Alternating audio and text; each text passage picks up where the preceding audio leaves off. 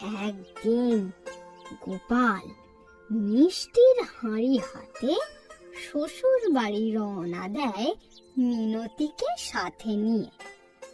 ওহ, পথ যেন আর ফুরোতেই চায় না। হাঁটছি তো হাঁটছি। এই তো এসে গেছি। ওই দূরে আমাদের গা দেখা যাচ্ছে। লম্বা লম্বা পায়ে আরো কিছুটা পথ চলো, দেখবে দূরটা কাছে এসে গেছে। যতটুকুন পা ততটুকুনই তো লম্বা হবে নাকি? কি যে কথা বলো না, শুনলে আমার গেল গেল গেল গেল সব গেল। একটা কাজ যদি তোমায় দিয়ে হয়, মিষ্টিগুলো সব মাটিতে পড়ে গেল। রসগোল্লা পড়ে যাওয়ায় তোমার মায়া হচ্ছে না? আর এই যে আমি পড়ে গেল সেই বেলা। ব্যাপারটা খুব বিচ্ছিরি হয়ে গেল।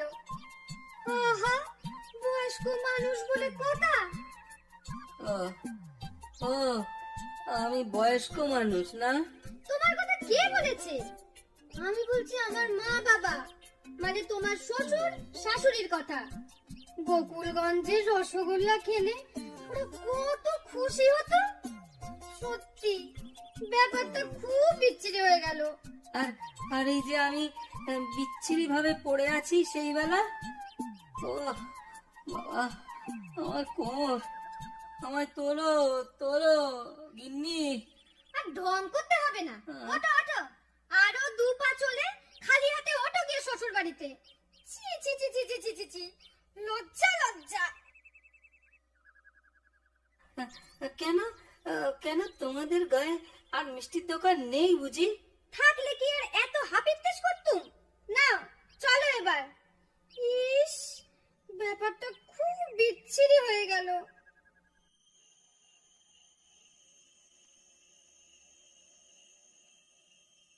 তোমায় আরো একটু তরকারি দেই বাবা?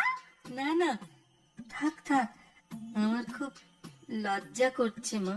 কিসের লজ্জা? না মানে আপনাদের জন্য কিছু আনতে পারলাম না তাই। সে তুমি কি করবে বলো? ইচ্ছে করে তো আর আচার খাওনি। ঠিক বলেছেন মা, আপনার মতো মিনতিও যদি আমায় একটু বুঝতো। কেন?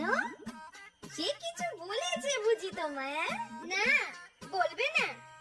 এক হাড়ি মিষ্টি কোথায় গড়াগড়ি খেলো।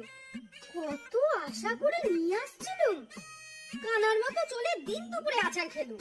সত্যি ব্যাপারটা কিন্তু বড় বিচ্ছিরি হয়ে গেল।